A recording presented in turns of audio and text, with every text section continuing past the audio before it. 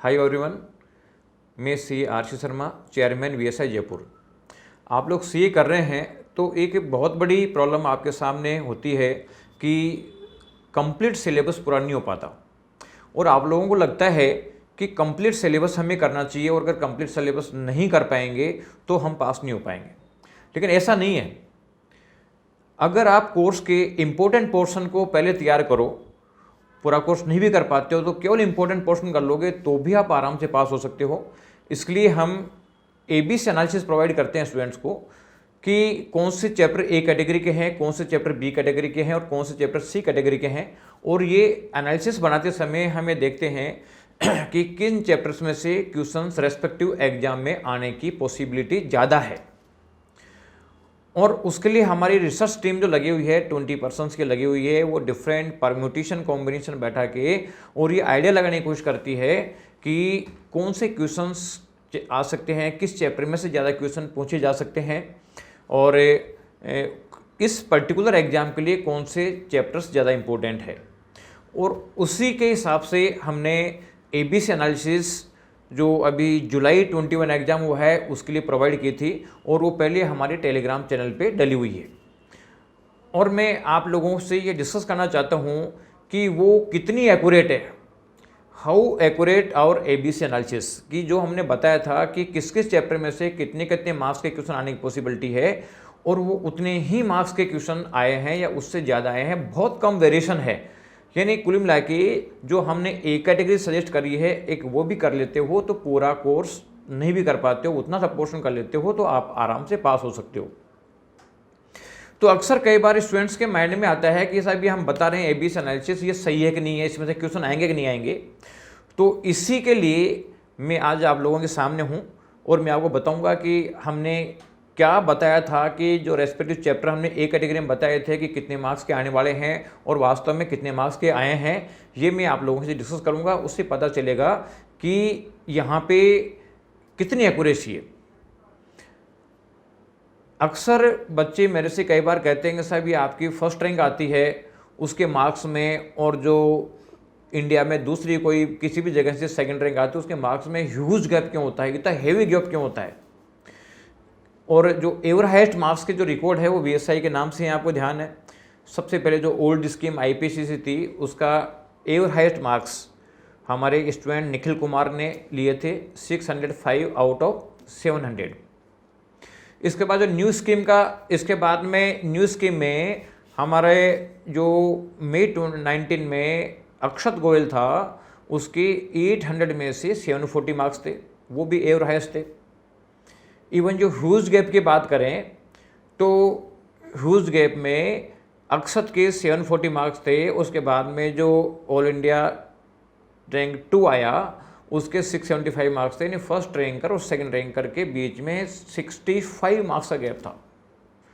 अभी जो जनवरी 21 में जो एग्ज़ाम हुआ सी इंटरमीडिएट का, उसमें हमारा स्टूडेंट गिरीश असवानी उसके 689 मार्क्स आए और सेकंड नंबर पे जो आया बच्चा ऑल इंडिया सेकंड रैंक उसके 633 मार्क्स थे। यानी 56 मार्क्स का गैप उसमें था। यानी इतने हेवी गैप्स, जबकि आपको पता है कि एक एक मार्क्स पे यहाँ पे हज़ारों बच्चे फेल होते हैं। तो ये टॉप लेवल पे इतने मार्क्स का गैप है तो बॉर्डर लाइन पे तो कितना मार्क्स का गैप होगा आप सोच सकते हो। यानी सीए इतना टफ नहीं है जितना मार्केट में इसको प्रचारित किया जाता है, जितना इसको प्रोजेक्ट किया जाता है कि बहुत टफ है, इतना टफ नहीं। एक सिस्टमेटिक प्लान से तैयारी करोगे तो बहुत इजीली हो जाएगा। तो मैं आप लोगों को ये बताना चाह रहा हूँ कि देखो जो हमने बताया था उसमें कितने मार्क्स आए हैं एग्जाम में। तो इसमें देखिए जो सब्जेक्टिव पेपर्स हैं, सब्जेक्टिव पेपर्स के लिए हमने आईसीएआई के जो पेपर्स हैं जो अभी जुलाई 21 एग्जाम में आए हैं वो उनको बेस बनाया है। और जो ऑब्जेक्टिव क्वेश्चंस है, क्योंकि आईसीएआई पेपर तो प्रोवाइड करता नहीं है तो स्टूडेंट्स की जो मेमोरी बेस लिया हुआ है तो मेमोरी बेस में थोड़ी बहुत मिस्टेक हो सकती है। लेकिन जो पेपर है जो प्रोवाइडेड है, जो स्टूडेंट को प्रोवाइड कराया हुआ है उसमें तो आप मैच करना। तो यहाँ पे मैंने जो पूरी डिटेल दी है कि जो एबीसी एनालिसिस हमने दिया था उसमें किस किस चैप्टर में से कौन से नंबर का क्वेश्चन है और कितने मार्क्स का है। यानी क्वेश्चन नंबर ऑब्लिक मार्क्स मैंने इसमें लिखा हुआ है। और कंपैरिजन शीट भी मैंने बना रखी है कि कितना बताया था और कितना आया, एक समरी शीट बनी हुई है ऊपर, और उसके नीचे फिर आपको एक एक सब्जेक्ट का डिटेल्ड जो है वो पीडीएफ अवेलेबल है। तो ये पीडीएफ जो है आप वीएसआई के टेलीग्राम चैनल पे मिल जाएगी, तो टेलीग्राम चैनल ज्वाइन करके वो पीडीएफ आप ले लें। और साथ में वीएसआई का जो यूट्यूब चैनल है उसको भी आप सब्सक्राइब करके रखें, क्योंकि उसमें जो रेलिवेंट वीडियोज़ है, जो गाइडेंस वीडियोज़ है वो आपको मिलते रहेंगे, और साथ में बेल आइकन दबा दें जिससे कि नोटिफिकेशन आपको मिलती रहे। और इनकी सबकी नोटिफिकेशन आपको वीएसआई के इंस्टाग्राम चैनल पे मिलेगी, तो आप इंस्टाग्राम भी ज्वाइन कर लें, क्योंकि अब आने वाले टाइम में जो नवंबर 21 का एग्जाम हो रहा है उसके लिए हम एबीसी एनालिसिस प्रोवाइड करने वाले हैं कि कौन कौन से चैप्टर्स के क्वेश्चन आ सकते हैं, जिसकी ज़्यादा प्रोबेबिलिटी है, कितनी एक्यूरेसी होगी वो पिछले से आप चेक कर सकते हो, क्योंकि ये हमने एबीसी एनालिसिस डाल दिया था एग्जाम से पहले, जो हमारे टेलीग्राम चैनल पर डाला हुआ है रेस्पेक्टिव डेट को, किसकी डेट को डाला हुआ था, और ये जो एग्जाम हुआ है बाद में, तो आप ये देख सकते हो कि ये कोई मैनिपुलेशन नहीं है, पहले डाला था और अब ये जो है एक्चुअल मार्क्स हैं। और आने वाले एग्जाम के हम डालने वाले हैं, अब ये मत करना कि जल्दी डालो, क्योंकि अभी वो प्रिपेयर हो रहा है, उसमें बहुत सारी चीज़ें देखी जाती है, कोई ऐसा नहीं है कि चलो ये थोड़ा सा एडजस्ट किया केवल बताना ही है, क्योंकि वीएसआई का इमेज भी साथ में जुड़ी हुई होती है कि हम जो बताते हैं उसमें एक्यूरेसी कितनी है कितनी नहीं है, तो ये बहुत इंपॉर्टेंट चीज़ है। तो आप लोगों को न्यू एबीसी एनालिसिस मिलेंगे अकॉर्डिंग टू नवंबर 21 एग्जाम, तो आप फटाफट वीएसआई का टेलीग्राम चैनल ज्वाइन करें, यूट्यूब चैनल सब्सक्राइब करके उसको बेल आइकन दबाएं, और इंस्टाग्राम चैनल ज्वाइन कर लें, जिससे कि आपको ये मिलती रहे। तो मैं देखो अब आप लोगों को लेके आता हूं पहला पेपर अकाउंट्स। अकाउंट्स में देखो जो समरी दे रखी है, और ये टेलीग्राम चैनल पे हमने जो एबीसी एनालिसिस डाला था वो डाला था 28 मई को, 28 मई को हमने डाला था, और इसमें हमने बताया था कि अकाउंट्स में ए कैटेगरी में जो चैप्टर हैं उनमें 66 मार्क्स के क्वेश्चन आते हैं, इसमें 60 मार्क्स के हुए, यानी 6 नंबर कम के हुए। बी कैटेगरी में हमने बताया था कि 28 मार्क्स का पेपर इन चैप्टर्स में से आएगा, उसमें आया 40 मार्क्स का, थोड़ा बहुत वेरिएशन आ गया, लेकिन हम देखेंगे ए और बी कैटेगरी में जो हम बोलते हैं अक्सर ये पढ़ना चाहिए, इसमें 94 मार्क्स हमने बताया था, और उसमें 100 मार्क्स का पेपर उसमें से आया, यानी ए और बी कैटेगरी में से पूरे 100 मार्क्स का पेपर आ गया। सी कैटेगरी में हमने 19 मार्क्स बताया था, इसमें 25 मार्क्स आया। तो देखो यहाँ पे एक्यूरेसी जितना मार्क्स हमने ए और बी में बताया था उससे ज़्यादा मार्क्स का पेपर उन चैप्टर्स में से आया है, यानी हम ये जो है बिल्कुल कंजर्वेटिव अप्रोच लेके चलते हैं कि ऐसा नहीं हो कि स्टूडेंट हमारे चक्कर में रह के और वो एग्जाम क्लियर नहीं कर पाए, हम पहले कम बता के चलते हैं, लेकिन उसमें बहुत ज़्यादा गुंजाइश नहीं होती, 2-4 मार्क्स कम ज़्यादा होता है। लॉ में आए हम, तो देखो जो आपका कॉर्पोरेट एंड अदर लॉ है उसमें हमने एक कैटेगरी में बताया था कि 55 का सब्जेक्टिव, 18 का ऑब्जेक्टिव, 73 मार्क्स का, और जो एग्जाम में आया है वो 55 के बजाय 56 मार्क्स का आया है ए कैटेगरी में। ऑब्जेक्टिव मेमोरी बेस है तो टोटल मिला के 74 हो गया। बी कैटेगरी में हमने बताया था कि 22 मार्क्स का आएगा, यहाँ पे 5 मार्क्स कम आया, यानी 15 मार्क्स का आया। तो ए और बी कैटेगरी की बात करें तो हमने बताया था कि 77 मार्क्स के सब्जेक्टिव और 25 मार्क्स के ऑब्जेक्टिव करके 102 का पेपर आ जाएगा, लेकिन ए और बी में 71 का सब्जेक्टिव, 23 का ऑब्जेक्टिव, इस तरह से 94 मार्क्स का आया। सी कैटेगरी में हमने 14 + 5 19 बताए थे, जबकि 21 + 7 28 मार्क्स आए हैं। तो यानी इसमें जो हमने बताया था कि ए और बी कैटेगरी जिसमें 6 मार्क्स का कम आया, लेकिन फिर भी 94 मार्क्स का पेपर आ गया, और क्या चाहिए आपको, इतने लिया होगे तो फर्स्ट रैंक आ जाओगे। इसके बाद में cost and management accounting. Cost and management accounting में जो हमने बताया था कि ए कैटेगरी में 78 मार्क्स के आसपास का वेटेज है, उसमें 75 मार्क्स का आया। बी कैटेगरी में हमने 30 बताया था, 30 का आया। सी कैटेगरी में हमने ए और बी मिला के 108 का बताया था, 105 का आ गया, यानी ए और बी कैटेगरी सफिशिएंट है।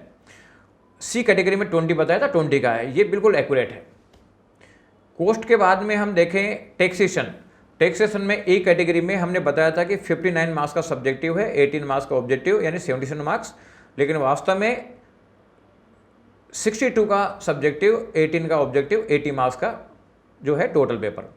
बी कैटेगरी में हमने बताया था कि 25 मार्क्स का सब्जेक्टिव, 8 का ऑब्जेक्टिव, 33 मार्क्स, लेकिन इसमें भी ज़्यादा है, यानी 31 का सब्जेक्टिव, 9 का ऑब्जेक्टिव, 40 मार्क्स।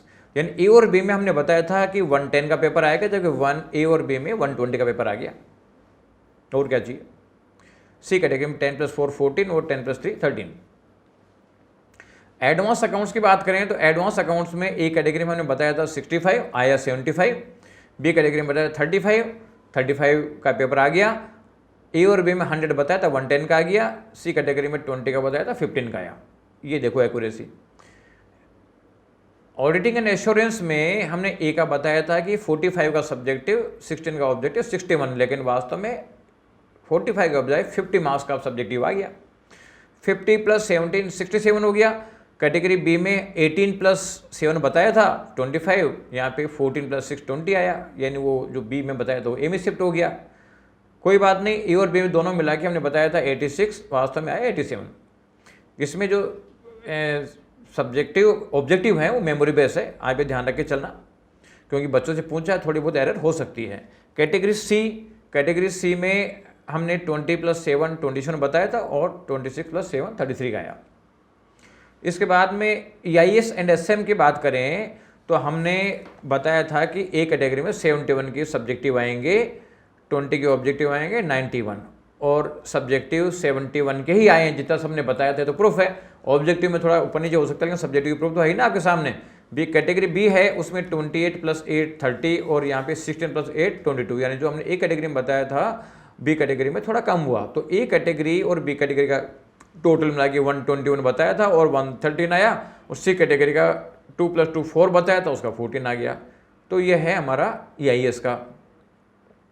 इसके बाद में financial management and economics for finance जो है, इसमें ए कैटेगरी में 71 बताया था, उसमें 70 का आ गया। बी में 24 बताया था 24 आ गया। ए और बी में 95 बताया था 94 आ गया। सी में 23 बताया था 30 आ गया। तो ये ABC एनालिसिस जो है VSI का, ये आप देखो कितनी एक्यूरेसी है इसमें। और बाद में एक एक सब्जेक्ट का भी मैंने डिटेल बताया है कि ये हमने बताया था इन चैप्टर के सामने क्वेश्चन नंबर / मार्क्स लिखे हुए हैं, तो उससे आप पूरा जजमेंट कर सकते हो। ये पूरी PDF फाइल आप लोगों के पास अवेलेबल है। तो इसको आप ढंग से यूज करना सीखो। ABC कैटेगरी को ढंग से यूज करना सीख गए तो आप बहुत अच्छी तरीके से कर सकते हो। इवन ABC के बाद में आप माइक्रो ABC एनालिसिस भी कर सकते हो, वो इससे भी ज़्यादा इंपॉर्टेंट है। तो आप वर्किंग करें, पूरी मेहनत करें, इससे आपका पर्पस सोल्व होगा। और ये चीज़ें आप अपने दोस्तों को शेयर करें, जिससे कि बाकी लोगों को बेनिफिट हो। जो CA के लिए जो टेरर फैला हुआ है, वो टेरर निकलना बहुत ज़रूरी है, क्योंकि स्टूडेंट्स इस टेरर में पढ़ाई स्टडी नहीं कर पाते हैं और उनके मार्क्स कम आते हैं। तो स्टूडेंट्स, ये चीज़ें आप लोगों के लिए है, आप लोगों के बेनिफिट के लिए। थैंक यू फॉर आप जो यूजिंग आवर ABC एनालिसिस। और बहुत सारे बच्चों की कॉल भी आ रहे हैं हमारे पास के साथ, बहुत अच्छा किया आपने, क्योंकि अदरवाइज हम पूरा कोर्स कर नहीं पाते। ये कर लिया, अच्छा पेपर आ गया हमारा, इतनी दुआएं दे रहे हैं, तो इससे ज़्यादा और क्या चीज़ चाहिए। Thank you friends.